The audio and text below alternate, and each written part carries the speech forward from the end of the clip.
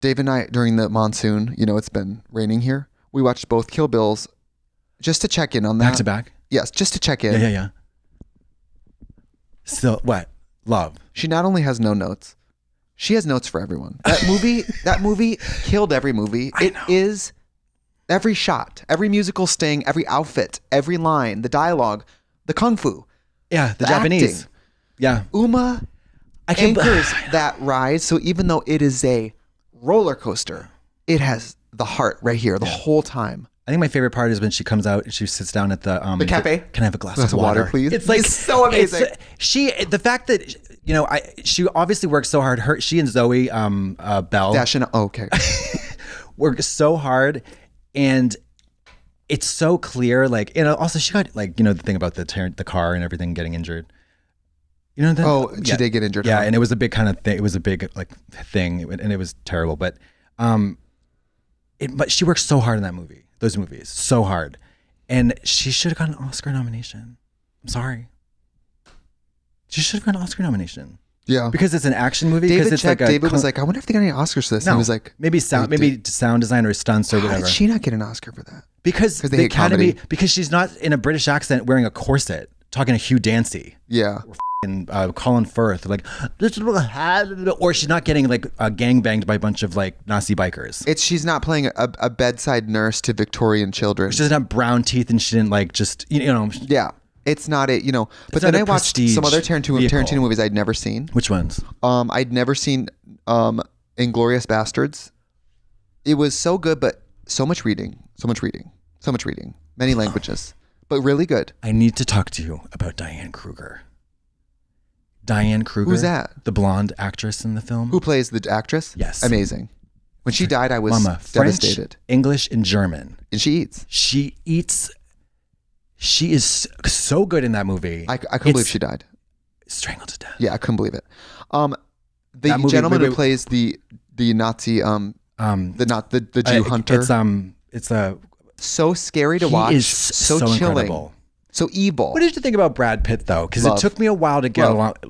We're killing Nazis. I love when he's playing in Italian. He's like, that was funny. Buongiorno. Yeah, buongiorno. Yeah. Grazie. That I thought was funny. When I saw it in the theater, it took me a little while. I don't even think I fully latched on to his character because I thought it was too cartoonish. Because everybody else is just sweeping the rug. All of it. With their acting. I loved it so much. I mean, a fairy tale that is very anti-Nazi, like love it. A revisionist revenge tale is so satisfying. When Hitler is getting like pulverized by machine gun fire in a theater that's burning down filled with Nazis, you literally almost get hard. Yeah. Because you're like, oh my God. Like it's like that revenge juice is like so powerful. It's so potent. So potent. And if you don't know about those events, they paint it so well that you just...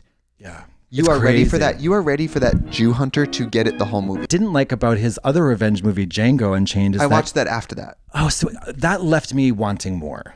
Okay. I wasn't satisfied by the end of it. I could watch Jamie Foxx do just about anything. My God, he is gorgeous. My God. My God. Wait. Let's go back to the Inglourious though. The scene where the opening scene where they're so scary. It is so scary. Scary, and it unfolds so slowly, and it's so scary. It's so fucking crazy. It's like, oof, that's one of my. I loved that movie so much. The woman who owns, and then the woman, she ultimately owns the theater. Cinema, yeah. And when she kisses her boyfriend, because they're gonna. It was so good. I was crying. It was crazy. Anyway, but really, Kill Bill is. My God, she eats. She gobbles. The opening scene being killing Vernita Green. The opening. Before you even know what's going on, you're like. Yeah, I have a gripe though. Two gripes. Why did they show Sophie Fatale, O-Ren Ishii's assistant, at the church in the flashback on a cell phone? They do? Yeah, they do for some reason. Right before she chops off her arm, you know how they do? They do, and I'm like, why was she there? Her assistant? She wasn't even working for the Yakuza then, or she was. I don't know. Maybe she worked for Bill at the time. Who knows? Maybe it's just a strange thing. It was a strange thing. She's so beautiful too, and she was great in Inglourious Basterds. Yes, she was the French, the translating, all of it. She was so beautiful. Walking with the dog, the whole movie. Again, I just a little long. It was hard for me to, it's hard for me to sit through those long movies And The Hateful Eight was way too long. You have to be ready to glue yourself in. If you step away to go to the fridge once, you miss something. That's those the types of movies that I want to watch when I have claw clamps on my eyeballs from start to finish. And just like the fantasy of like white supremacists being the enemy, it also of course brought me back to HBO Watchmen. Yeah. It's like, I mean, but I loved it. And just watching Kill Bill again, I mean, I've seen that movie no less than 20 times in my life. And every time I'm like, it takes me back to, I was like 13 years old when that came out. No, 14, 15. Yeah, because I was like 19. Okay, so when I must have been. The second one came out, or 20. I must have been actually 13 or 14. Yeah, you probably were. And I remember I was up late watching it, never seen it before, rented the DVD, and I'm watching it, and it finished. And the ending is like, does she know her daughter's still alive? Yeah. And I remember being like, oh. I've told you what I went and did. I saw it, and then I went to the theater that night and watched the second one, because that's the timing. It was out on DVD when the second one was in the theater. Lucky you. I was like, oh, I'm going right to that motherfucking theater. And I was like, that's never happened. That's so cool. You came to that place for magic. I sure did. That's I was like, the definition I will of like, not be left on this cliffhanger. Yes. I would have probably killed myself. Every character in Kill Bill. I mean, every Hattori Hanzo, Pai Mei, Gogo Yubari, all of it, girl. All of it. Michael Park, who's he's also the sheriff. He is. Yes. Are you sure? Just cut your face. Yes. He plays both characters. People are good actors. He is incredible. Speaking of the gentleman who plays the Nazi general in Inglourious Basterds, who's also in Django Unchained. Yes. He was also in Downsizing, that movie I told you to watch with Hong Chow. Yeah, he's been in a lot. Mary, you gotta watch. If you don't watch Downsizing, I'm taking you out at the legs. Okay, I'm gonna do it. I'm gonna do it for Hong. She'll eat you up. Yeah. And that faggot Matt Damon. Yeah. What's your favorite kill scene in Kill Bill? What's your favorite set piece? It is. It's the trailer. It's the trailer. I told David I would watch a longer version of this. I want to know more about Dietrich's and Elle's relationship, because they hate each other. And you kind of accept that. I mean, you get that Elle's probably jealous because that's Bill's favorite. Yeah. And she's blonde. And she's younger. She's a little bit prettier. And once she gets out of the picture, she's romantic with him. Right. Elle, the scene where Bud is dying from the bite and she's just reading from those pages. And she says her biggest regret is that the best warrior in the world had to die from your scumbag ass. Like that moment where she like gives her respect, gives her props. I thought that was so like women supporting women. Yeah. You know what I mean? It was like she hated her so much, but because she was the best. Yeah. And then remember in the beginning, she tries to euthanize her while she's sleeping as like a compliment to her being a great warrior. This is a luxury that people of our kind are rarely afforded. Yeah, exactly. And I like the honor of that. Even though these are murderers and crime doers, there's a honor. There's a code. And that's interesting to play with on screen. Totally.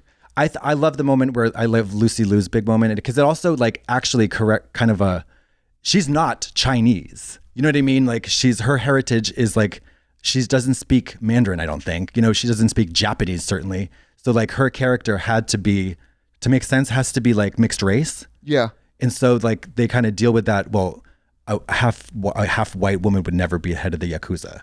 And so they, she's like, that with that monologue where she says, if anybody else, if the subject of my Chinese, Japanese, or American heritage comes up, if any, she goes in. I it's love amazing. that line so much. I collect your head. It's amazing. If People anybody should do that in a mix. Yeah, more.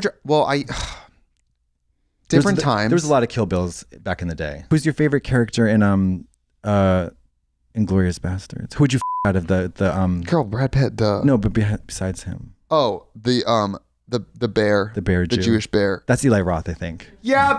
He came on screen and David goes, "I bet you like him," and I went, "Yeah, I do." You see this boner? He's gorgeous. When he comes out with that bat.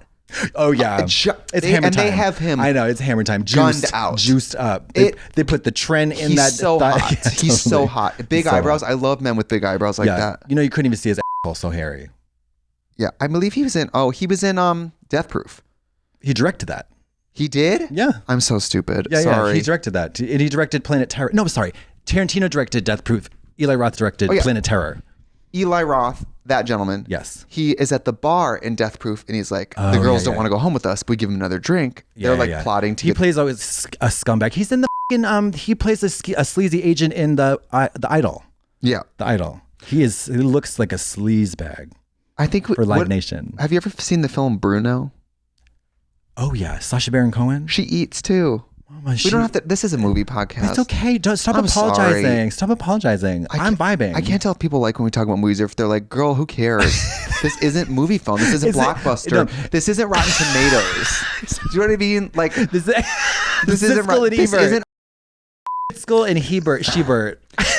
This isn't the AMC. Like, do people ever go? I wonder if people work at movie theaters. Do people ever go in not knowing what to see and then ask for a recommendation? I wonder. I'll tell you this. I did once. I went into the movie theater blind with a girlfriend, and it was between Broken Hearts Club, which is a lighthearted gay rom-com, or Requiem for a Dream. We chose the door number of that one and walked blindly into Requiem for a Dream. And that's heavy, right? I've never seen that. She sobbed uncontrollably. She was, as the credits were rolling and the lights came up, she was sobbing so uncontrollably, I started to get worried because the movie was so intense. It was so intense. And it's not a feel-good film. We later watched Broken Hearts Club. It's stupid as hell, like the stupid light gay rom-com. I've not seen that. Oh, it's not worth watching. Either of those. Dean Cain now he's like a thumper. Dean Koontz. Remember when we wrote books? We don't have to do that ever again. I saw When Harry Met Sally for the first time. Did you like it? Not really. Not really. Carrie Fisher, though. I kept being like, yeah, I'm made to believe that these people are soulmates and they meet all these times and they never get together. Also, listen, it's none of my business, but I am not, I'm going to say this in a way that's diplomatic. I am fascinated by the fact that there was a time in which that leading man was the desirable one. He is hot younger. I'm not going to be dishonest I don't here. Mean to he is beautiful younger. Him. Okay, it's interesting. It's just like, no, it doesn't do it for me. They meet all these times and they never fall in love. I mean, I guess that's supposed to inspire people, right? It's supposed to be like, well, maybe I have met the right one. They just haven't realized it yet. I don't know. I just haven't spilled enough hot coffee on him in a bookstore. And my witty, spinster friend hasn't thrown enough quips at me to make me realize the truth. Yeah. Like the bookstore that I own hasn't been taken over by a conglomerate yet.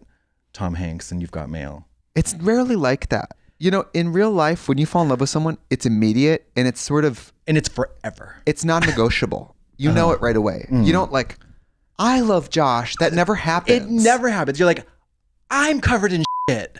I just haven't smelled it right. yet. It's like what? You and the way sex works in the brain, if you really are that attracted to them, it's all you can think about when you're around them. And it doesn't creep up. It's in the front. Not a question. But all things being equal, unless you have some very significant kind of psychological, emotional, traumatic, whatever, it's one of the easier things to know about. You don't need a spidey sense for it or a college education. You don't. You know. No, you remember the stories in Back to the Future, how there was one Marty McFly and then they swapped it out? Oh, I never saw Back to the Future. Okay, and Back to the Future, before it was Michael J. Fox, it was another gentleman. And sometimes in life, I'm like, is there a person named Biff? When is somebody going to come tap me and be like, it's not working? Oh, no. Somebody's going to come live in your house and take your job because you're not working out. You know what I mean? Come on over, baby. Yeah. Well, on that note...